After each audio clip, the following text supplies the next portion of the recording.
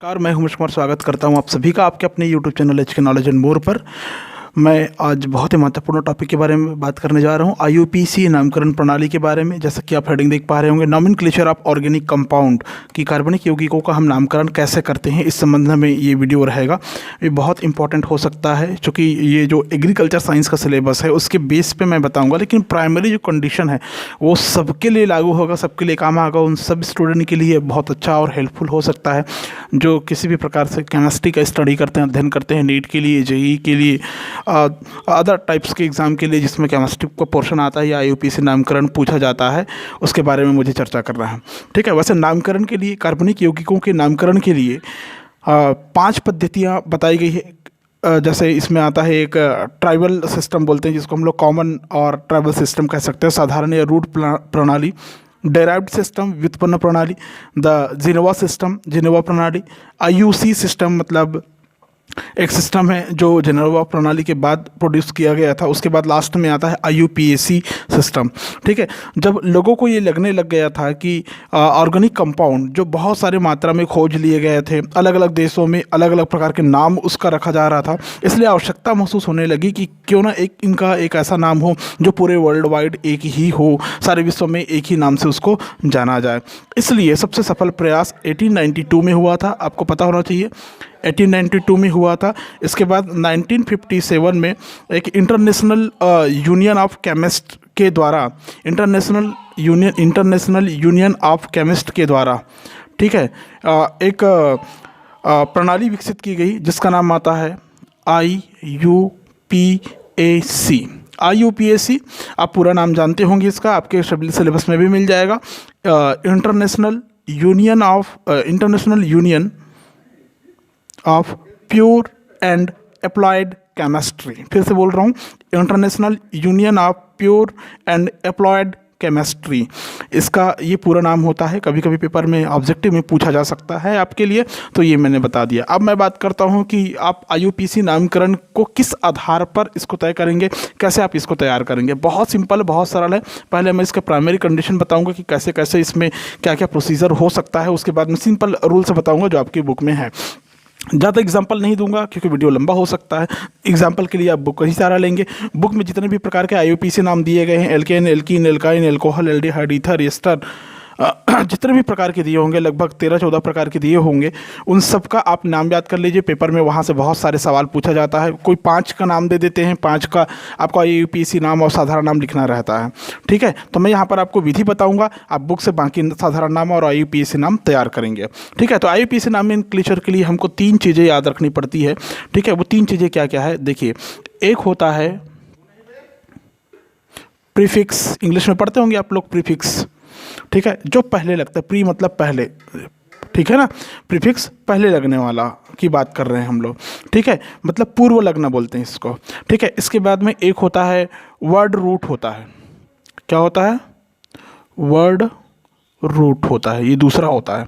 ठीक है, तीसरा कंटेंट जो होता है इसमें आखिरी में सफिक्स। देखो जैसा मैं लिख रहा हूँ इसको ऐसे ही तैयार करना है, और नॉमेनक्लेचर में नामकरण करते टाइम में इसका खास ध्यान रखा जाता है, याद रखेंगे। तो आईयूपीएसी के लिए क्या हो गया, ये 3 नाम हो गए, 3 चीज़ें आपको देखने को मिल गया। क्या क्या मिला? प्रीफिक्स, उसके बाद में वर्ड रूट आईयूपीएसी का, और लास्ट में सफिक्स मिलता है। ठीक है, तो जो प्रीफिक्स होता है ये 2 प्रकार के बताए जाते हैं, 2 प्रकार का होता है। देखिए कौन कौन से 2 प्रकार है प्रीफिक्स में। ठीक है, एक प्रीफिक्स को हम लोग कहते हैं जिसको 1 डिग्री लिखते हैं, 1 डिग्री, तो ये हो गया प्राइमरी। क्या हो गया? प्राइमरी। और 2 डिग्री अगर लिखें तो ये हो गया सेकेंडरी। क्या हो गया? सेकेंडरी हो गया, याद रखेंगे। मतलब प्रीफिक्स 2 प्रकार के हो गए, एक 1 डिग्री और एक 2 डिग्री, प्राइमरी और सेकेंडरी हो गया। ठीक है, वर्ड रूप में हम लोग बात करते हैं मेनली कार्बन की संख्या के बारे में, number of carbons in main chain के बारे में, या उस कार्बनिक यौगिक में कितने प्रकार के, कितने कार्बन की संख्या है उसको, मतलब नंबर ऑफ कार्बन की गिनती करते हैं हम लोग वर्ड रूप में। ठीक है, और उसके बाद में आता है सफिक्स। सफिक्स भी होता है 2 प्रकार का। ठीक है, इसमें जो 2 प्रकार आपको देखने को मिलेंगे वो भी 1 डिग्री मतलब प्राइमरी और 2 डिग्री मतलब होता है सेकेंडरी। याद रखेंगे इसको, मैं जो बोल रहा हूँ हर चीज़ मैं नहीं लिख पाऊंगा क्योंकि वीडियो काफ़ी ज़्यादा लॉन्ग लेंथ वाला हो जाता है, 1 डिग्री को प्राइमरी, 2 डिग्री को सेकेंडरी, 1 डिग्री को प्राइमरी, 2 डिग्री को सेकेंडरी कहते हैं। अब सवाल ये उठता है कि इसमें प्राइमरी में क्या होगा और सेकेंडरी में क्या होगा, ठीक है ना, प्राइमरी में क्या होगा और सेकेंडरी में क्या होगा। तो देखिए प्राइमरी और सेकेंडरी में क्या होता है। सबसे पहले जब नॉमेनक्लेचर करते हैं, हम नाम लिखते हैं किसी भी यौगिक का, तो सबसे पहले हम लिखते हैं सेकेंडरी का। सेकेंडरी में क्या आता है, अब सवाल उठता है सेकेंडरी में भाई क्या आएगा। सेकेंडरी में आता है सब्स्टिट्यूएंट, सब्स्टिट्यूएंट आता है। सब्स्टिट्यूएंट कहने का मतलब होता है, इसमें ब्रांचेस के बारे में बात करते हैं हम। ब्रांचेस को सबसे पहले लिखते हैं, ठीक है। ब्रांचेस में क्या क्या आ सकता है, देखिए ब्रांचेस में बहुत सारी चीज़ें आती हैं, कुछ का नाम मैं यहाँ पर वर्णन कर देता हूँ। जैसे वहाँ पर अगर लिखा है NO2 लिखा है तो ये होता है नाइट्रो, ठीक है। अगर X लिखा है तो ये होता है हैलोजन, ठीक है। अगर F लिखा है तो ये होता है फ्लोरो, क्लियर है। Cl लिखा है तो ये होगा क्लोरो। नेक्स्ट Br लिखा है तो ये हो गया ब्रोमो, पूरा हैलोजन ग्रुप चल रहा है ना, ये X में पूरा हैलोजन ग्रुप चल रहा है। I लिखा है तो ये होता है आयोडो। ये बेसिक है, याद रखेंगे, सबके लिए काम करेगा, सबके लिए काम आएगा, ये ध्यान रखना। अगर N डबल बॉन्ड O लिखा है तो इसको बोलते हैं नाइट्रोसो, क्लियर है। उसके बाद अब आगे जाएंगे, जैसे N3 लिखा हुआ है तो इसको बोलते हैं एजिडो या इसी को एजो भी बोलते हैं, ठीक है। अगर R लिखा है तो समझ लीजिए वहाँ पर एल्किल ग्रुप है, ठीक है। एल्किल ग्रुप में क्या क्या आता है, मेथिल, एथिल, ये आप जानते होंगे, CH3 C2H4 ऐसा जानते होंगे आप लोग, ठीक है ना। अब आगे बढ़ते हैं अपन, तो इसमें आता है जैसे ब्रांचिंग की बात करें, फॉर एग्जांपल मैं एक लिख देता हूँ CH3 अगर मैं लिखता हूँ तो ये हो गया मेथिल, ठीक है। और थोड़ा सा आगे बढ़ूँ तो एक चेन बना देता हूँ, चेन, कार्बन कार्बन चेन, तो इस प्रकार ऐसा चेन बना हुआ है तो इसको बोलते हैं आइसो, इसको बोलते हैं एन प्रोपिल, पहले एन प्रोपिल बोलते हैं, इसको क्या बोलते हैं, एन प्रोपिल बोलते हैं। अगर इस चेन में कोई ब्रांच निकल गई, फॉर एग्जांपल CH, ये ब्रांच CH3 हो गई, तो इसको बोलते हैं आइसोप्रोपाइल बोलते हैं। क्या बोलते हैं, आइसोप्रोपाइल बोलते हैं, प्रोपाइल, क्लियर है। इसे मैं और संख्या बढ़ा दूंगा, CH3 CH2 ऐसा कर दूं तो N ब्यूटाइल हो गया। तो ऐसे ये बढ़ते जाता है। इसमें और आता है, जैसे अगर वहाँ पर OR लिखा हुआ है तो समझ लीजिए वो एल्कॉक्सी है, ठीक है। OCH3 अगर लिखा हुआ है तो ये जान लीजिए मेथॉक्सी है, ठीक है। अगर वहाँ पर OC2H5 अगर लिखा हुआ है तो ये एथॉक्सी है, क्लियर है। तो ऐसे ये बनते जाता है, लगातार ये बनते जाता है, समझ में आया। तो सब्स्टिट्यूएंट में आपको क्या मिलेगा, मतलब IUPAC नामकरण में सबसे पहले हम लिखते हैं सब्स्टिट्यूएंट, ठीक है। उसके बाद में आता है प्राइमरी 1 डिग्री जो होता है, इसमें हम लोग लिखते हैं नॉर्मली साइक्लो, बाईसाइक्लो, स्पायरो की बात करते हैं, साइक्लो, बाईसाइक्लो, स्पाइरो की बात करते हैं। अगर ऐसा दिखने को मिलता है आपको, साइक्लो मिलता है, जैसे बेंजीन वाला जो रिंग वाला मिलता है, अगर रिंग मिलता है तो हम इस प्रकार से उसको शो करेंगे। तो पहले में सब्स्टिट्यूएंट, दूसरे में प्राइमरी प्रीफिक्स लिखते हैं। उसके बाद में अब बात आती है सबसे मेन मुद्दा कि कार्बन रूट, वर्ड रूट में क्या आता है। तो देखिए वर्ड रूट में क्या आएगा, ठीक है। वर्ड रूट में आपको जो देखने को मिलेगा, इसमें मैंने कहा था कि number of carbon in main chain बोला था, number of carbon in main chain में, लाइक एस अगर वहाँ पर 1 कार्बन है, 1 कार्बन है तो ये होगा मेथ, आपकी बुक में पूरा लिखा हुआ है, देख सकते हैं। 2 लिखा हुआ है, ये होता है एथ। 3 लिखा हुआ है, 3 कार्बन है तो ये होता है प्रॉप। अगर 4 कार्बन है तो ये होता है ब्यूट। अगर 5 कार्बन है तो ये होता है पेंट। 6 कार्बन है तो ये होता है हेग्स। 7 कार्बन है तो ये होता है हेप्ट। 8 कार्बन है तो ये होता है ऑक्ट।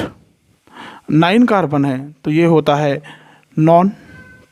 10 कार्बन है तो ये होता है डेक। इसके में आप आगे भी जा सकते हैं, जैसे 11 लिख दी, 11 कार्बन है तो अनडेक होता है, 12 कार्बन है तो डोडेक होता है, ऐसे बढ़ते जाता है। कहने का मतलब ये है कि वर्ड रूट में number of carbon in main chain होता है, याद रखेंगे। कार्बन के वैल्यू के आधार पर उसको नाम देते हैं मेथ, एथ, प्रोप, ब्यूट, ठीक है। उसके बाद में हम आगे थोड़ा सा जाएंगे तो आगे आपको जो देखने को मिलेगा वो क्या मिलेगा, आगे जो देखने को मिलेगा आपको मिलेगा सफिक्स 1 डिग्री अर्थात प्राइमरी। सफिक्स 1 डिग्री अर्थात प्राइमरी। सफिक्स 1 डिग्री अर्थात प्राइमरी में आपको क्या लिखना है, मतलब ये सीरीज चल रहा है ना, फर्स्ट सेकेंड थर्ड, नामकरण में पहला इसको लिखते हैं, दूसरा इसको लिखते हैं, तीसरा इसको लिखते हैं। चौथे सफिक्स में जो 1 डिग्री होता है इसमें types of carbon carbon bond लिखते हैं। इसको मैं ऐसा कर दूं तो 1 डिग्री में क्या लिखते हैं प्राइमरी में, types of carbon carbon bond के बारे में बात करते हैं।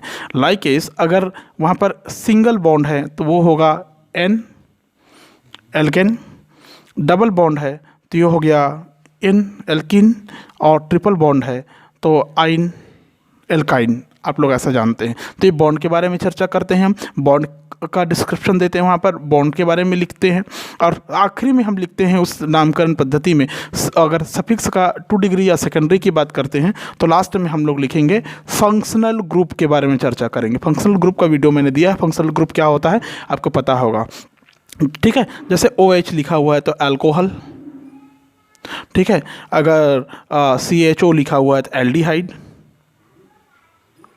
ये ऐसा बढ़ते जाता है। अगर कोई एसिड है तो एसिड, ठीक है। एमीन है तो एमिनो, ऐसा करके ये बढ़ते जाता है, बढ़ते जाता है, बढ़ते जाता है। कंप्लीटली आप ऐसा समझ सकते हैं और कह सकते हैं कि इस पूरी प्रक्रिया में आपको एक सीरीज़ है, एक चेन मिलता है। क्या सीरीज़ और चेन मिलता है, ध्यान में रखेंगे, वो चेन और सीरीज़ मिलता है आपको। सबसे पहले हम लोग लिखेंगे सब्स्टिट्यूएंट को लिखते हैं, उसके बाद में लिखते हैं 1 डिग्री प्रीफिक्स को लिखते हैं, उसके बाद में वर्ड रूट को लिखते हैं, उसके बाद में कार्बन कार्बन बॉन्ड के बारे में बात करते हैं, मतलब 1 डिग्री सफिक्स के बारे में बात कर रहे हैं,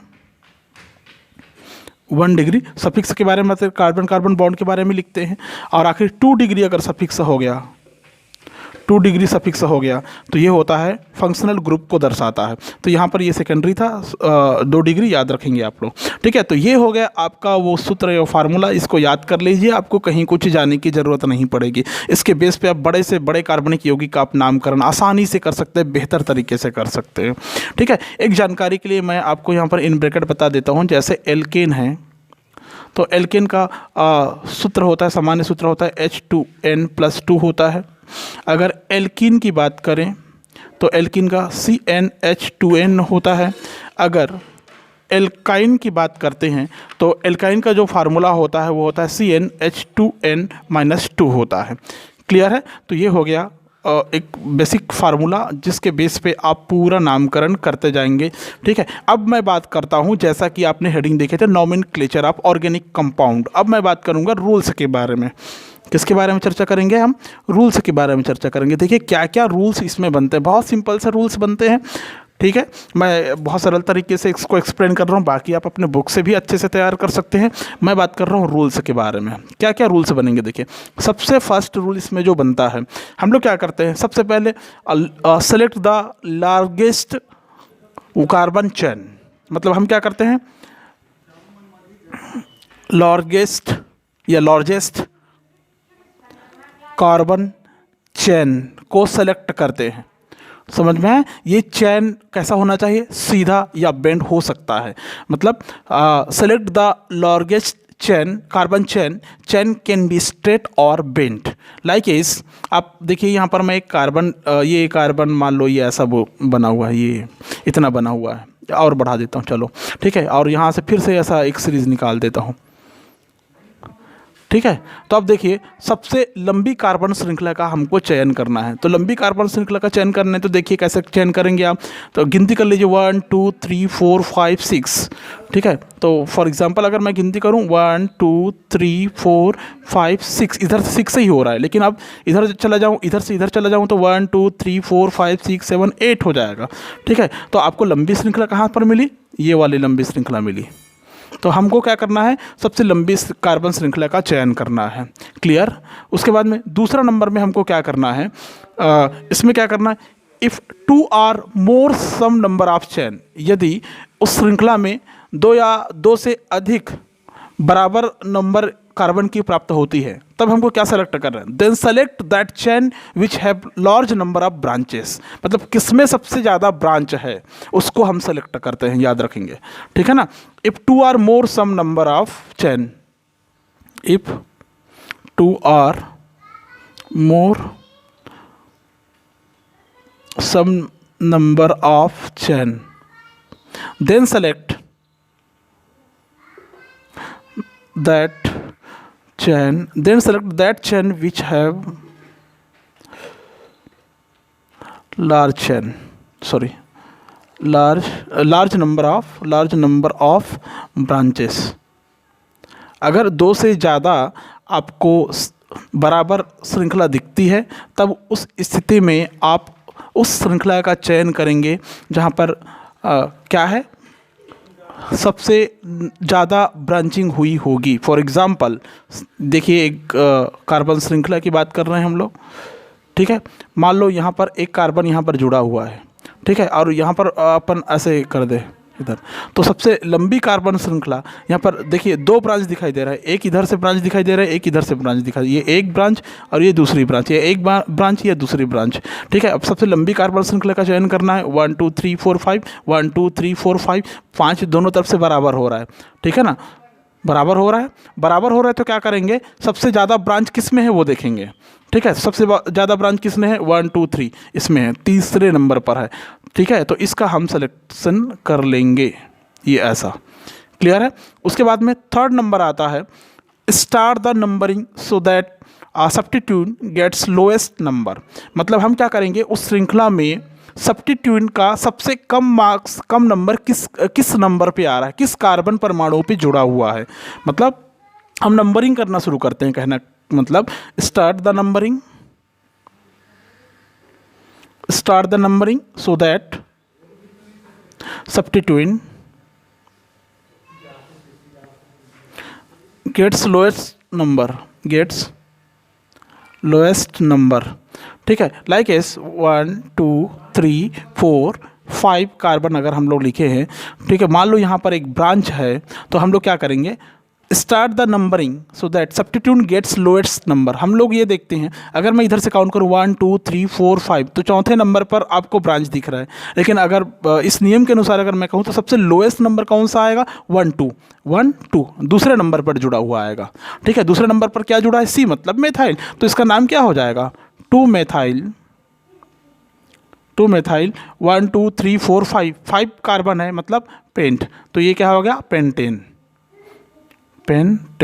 क्लियर है, बहुत सिंपल सा, ठीक है। उसके बाद में नेक्स्ट रूल इसमें आता है, फोर्थ नंबर। इसमें और बहुत सारे एग्जांपल ले सकते हैं, अगर मैं संख्या बढ़ा दूँ 4 बढ़ा दूँ और इसमें ब्रांच और निकाल दूँ, ठीक है, तब उसको क्या बोलेंगे। चलो एक और एग्जांपल दे देता हूँ यहाँ पर, ठीक है, ये एक एग्जांपल हुआ, दूसरा एग्जांपल और देता हूँ, 1 2 3 4 5 6 दे देता हूँ, ठीक है। मान लो यहाँ पर एक कार्बन जुड़ा हुआ है, ठीक है, और यहाँ पर 1 2 3 4 चौथे नंबर पर भी कार्बन मतलब मेथिल समूह ऐसे जुड़ा हुआ है, तो क्या करेंगे हम लोग, सबसे बड़े ब्रांच को देखेंगे। सबसे बड़े ब्रांच तो 1 2 3 4 5 6 इधर से भी, 1 2 3 4 5 6 इधर से भी, तो लोएस्ट कौन सा हो रहा है, इधर वाला लोएस्ट हो, तो यहाँ से गिनती करके 1 2 3 4 5 6। अब देखो कितने नंबर पर जुड़ा हुआ है, देखो 2 नंबर पर 2, ठीक है। उसके बाद 4 नंबर पर 2 मेथिल, तो क्या होगा, डबल 4 हो जाएगा, इधर भी और इधर भी, तो डबल 4 हो गया। तो टोटल कितना, 1 2 3, तो इंग्लिश में ट्राई, केमिस्ट्री में ट्राई, ठीक है। तो ट्राई क्या है, ये भी मेथिल, ये भी मेथिल, ये भी मेथिल, तो ये हो गया मेथाइल हेक्सेन। 1 2 3 4 5 6 मतलब हेक्सेन। ये ऐसा आप नामकरण कर सकते हैं नॉमेनक्लेचर प्रणाली के आधार पर, ठीक है। नेक्स्ट रूल इसमें आपको देखने को मिलेगा, ठीक है, जब आपको कभी उस ब्रांच में, अर्थात if from both side substitute getting lowest number, अगर दोनों तरफ लोएस्ट नंबर में आपको कोई सब्स्टिट्यूट मिलता है, then go for lowest sum rule. Lowest sum rule हमको लगाना है, मतलब ये थोड़ा सा क्रिटिकल है, थोड़ा सा रिस्की फार्मूला है ये। If from both side substitute, अगर दोनों तरफ सब्स्टिट्यूट आपको मिलता है, ठीक है ना, दोनों तरफ आपको चयन में क्या मिलता है, सब्स्टिट्यूट मिलता है, तब क्या करेंगे आप, देखिए दोनों तरफ आपको सब्स्टिट्यूट मिलता है, तब getting lowest number then go for lowest sum rule. Lowest sum rule का उपयोग करना है, मतलब सबसे कम जोड़ किस में आता है। फॉर एग्जांपल यहाँ पर अपन लिख देते हैं, ये एक चेन बना देते हैं, ठीक है, ये एक चेन हो गया 1 2 3 4 5, 1 2 3 4 5 6, ठीक है। और यहाँ पर दूसरे नंबर पर भी एक मेथिल ग्रुप जुड़ा हुआ है और पाँचवें नंबर पर भी एक मेथिल ग्रुप मान लो जुड़ा हुआ है, ठीक है। अब देखिए यहाँ पर जुड़ा हुआ है उसके हिसाब से 1 2 2 नंबर पर है, ठीक है, गिनती कर लीजिए 2, 5 में 1 2 2 है, तो 5 5 10 हो गया, कितना हो गया 10, ये 5 5 10 और 1 2 12, तो कितना हो गया 12। लेकिन 12 होने के कारण ये अधिक हो रहा है, और दूसरा करके देखते हैं हम लोग, ये गलत हो गया, ठीक है। और दूसरा करके देख लीजिए, ठीक है। तो दूसरे नंबर पर क्या था, कार्बन था, ठीक है, दूसरे नंबर पर कार्बन था। और यहाँ पर मैं लिख देता हूँ इसको नंबरिंग करने की प्रक्रिया के आधार पर, ठीक है। तो यहाँ से अगर गिनती करूँ तो 1 2 3 4 5 एंड देन 6, ये ऐसा इधर से अगर काउंट करूं तो दूसरे नंबर पर लोएस्ट सम रूल का उपयोग करना है हमको। यहाँ पर लोएस्ट सम रूल का उपयोग करें तो यहाँ पर दूसरे नंबर पर 2 मेथिल है, तो दूसरे नंबर पर 2 मेथिल है, तो इसको काउंट करके आप देख सकते हैं। कैसे देख सकते हैं, 2 नंबर पर 2 मेथिल है का मतलब वो क्या हो जाएगा, 2 + 2 हो जाएगा, प्लस 5 नंबर पर एक मेथिल दिखाई दे रहा है आपको, ठीक है ना, सॉरी 5 नंबर पर मान लो एक मेथिल दिखाई दे रहा है, इसके आधार पर 5 नंबर पर एक मेथिल है, तो ये हो गया 5। तो कितना हो गया टोटल कितना हुआ, 1 2 3 4 5 6 कार्बन है ना, 6 कार्बन है, तो कितना हो गया 5 2 7 2 9, तो सबसे कम कितना आया 9, तो लोएस्ट सम कितना आया 9, तो हमारी ये प्रक्रिया सही रहेगी। अब इसके आधार पर हम नामकरण कर सकते हैं, 1 2 2 2 बार मेथिल है 2, ठीक है, 5वें नंबर में फिर से मेथिल है 1 2 3, तो ये हो गया ट्राई मेथिल, क्या हो गया ट्राई मेथिल हेक्सेन हो गया, क्या हो गया ट्राइमेथिल हेक्सेन हो गया। क्लियर है, आप समझ गए होंगे। और 5वां रूल ये कहता है इसमें कि जब लोएस्ट सम रूल फेल्स हो जाए, the lowest sum rule fails, lowest sum rule fail हो जाए, तब क्या कर देंगे, then use the first letter, अर्थात alphabet order, then use the first letter alphabet to start the numbering, कहने का मतलब ये है, जब हमारा लोएस्ट सम रूल फेल हो जाए, ये फेल हो गया मान लो, ठीक है, एक मैं करके दिखा देता हूँ इसमें कैसे फेल होगा, ठीक है। ये हो गया C 1 2 3 4, ये क्या हो गया 1 2 3 4, पहले नंबर में यहाँ पर कोई फंक्शनल ग्रुप जुड़ा हुआ है, सब्स्टिट्यूट जुड़ा हुआ है ना, ठीक है। और चौथे नंबर पर भी एक सब्स्टिट्यूट जुड़ा हुआ है, ठीक है। तो हम इसको क्या पढ़ेंगे, 1 ब्रोमो 1 नंबर में जुड़ा हुआ इसलिए, और 4 में जुड़ा हुआ है तो 4 क्लोरो कितना है 1 2 3 4 ब्यूटेन, क्या आ गई ब्यूटेन आ गए, तो ये सही होगा। समझ में आया। तो अब बोलेंगे आप कि जब सम रूल फेल हो जाए, दोनों तरफ देखिए, दोनों तरफ इसमें क्या जुड़ा हुआ है, दोनों तरफ इसमें कोई सब्स्टिट्यूट जुड़ा हुआ है, फंक्शनल ग्रुप जुड़ा हुआ देख सकते हैं, मतलब हाइड्रोजन जुड़ा हुआ है। इधर से भी एक नंबर डाल सकता था मैं, इधर से भी एक नंबर, इधर से मैंने डाला है तो इधर से भी डाल सकता था, अब समझ लीजिए, इधर से भी डाल सकता था। उसके हिसाब से इसको क्या लिखते हैं, 1 क्लोरो है ना, 1 क्लोरो 4 ब्रोमो ब्यूटेन लिखता। लेकिन अभी क्या बोला मैंने कि यदि सम रूल फेल हो जाए तब क्या करेंगे, फेल हो चुका है यहाँ पर, इसलिए फर्स्ट लेटर अल्फ़ाबेट कर लेंगे। तो फर्स्ट लेटर अल्फ़ाबेट में क्या आता है, बी पहले आता है, बी, इसलिए फर्स्ट ब्रोमो, तो नंबरिंग किधर से करना है, जिधर फर्स्ट लेटर अल्फ़ाबेट का है उधर से स्टार्ट करना है नंबरिंग को, तो 1 ब्रोमो 4 क्लोरो ब्यूटेन होता है। क्लियर है, तो ये मैंने बहुत ईजी तरीके से इस रूल्स को बताया है। इसके बाद आप अपने बुक से पूरा का पूरा alkane, alkene, alkyne, alcohol, aldehyde, ether, ketone, amine, carboxylic अम्ल, अम्ल एमाइड, अम्ल क्लोराइड, एनहाइड्राइड, एस्टर का साधारण नाम, IUPAC नाम अच्छे से याद कर लेंगे। आपकी बुक में पूरा छपा हुआ और बना हुआ है, वहाँ से हर बार पेपर में सवाल पूछा जाता है, ठीक है। इस रूल्स के हिसाब से आप उसका नामकरण कर सकते हैं। मान लो नामकरण नहीं पूछा जा रहा है उसमें, तो रूल्स जरूर पूछा जा सकता है, तो रूल्स आप याद रखेंगे, और जो यौगिक दिया रहेगा उसका साधारण नाम लिखने का आता है और IUPAC नाम लिखने का आता है, तो वो आपकी बुक में पूरा छपा हुआ है, आप देख सकते हैं। वहाँ से मैं नहीं बता रहा हूँ, अगर आप चाहेंगे तो मैं एक उदाहरण के लिए बता देता हूँ। फॉर एक एल्केन लेता हूँ, ठीक है। एल्केन में ज़्यादा विशेष नहीं है, तो मैं एल्केन को थोड़ा देर के लिए अगर छोड़ दूं तो कोई बुरा नहीं होगा। फॉर एग्जांपल CH4 है, इसको तो सब जानते हैं, इसको बोलते हैं मेथेन, अब छोटी क्लास से पढ़ते आए हैं। ये हो गया एल्केन। क्या हो गया? ये एल्केन हो गया। अगर मैं एल्किन में जाऊँ तो, एल्किन में अगर जाऊँ तो एक एल्किन लेता हूँ मैं, CH2 लेता हूँ, ठीक है। CH2 को हम लोग क्या बोलेंगे? मेथिलीन। क्या बोलेंगे? मेथिलीन, ठीक है। मेथिलीन हो गया। मेथिलीन क्या है? साधारण नाम है, ये कॉमन नेम है, ठीक है। लेकिन इसका IUPAC नाम क्या होता है? मेथिन। क्या होता है? मेथिन होता है। ये IUPAC नाम है। क्या नाम है? ये IUPAC नाम है। ये साधारण नाम और ये IUPAC नाम है, ठीक है। ऐसे एल्कोहल में अगर कोई देख ले हम लोग, मान लो यहाँ पर कोई एल्कोहल है, ये मेथिल एल्कोहल मैंने बनाया, मेथिल एल्कोहल बोलते हैं इसका साधारण नाम यही है, मेथिल एल्कोहल लिख दिया मैंने, ठीक है। लेकिन इसका IUPAC नाम क्या होता है? मेथेनॉल, ठीक है।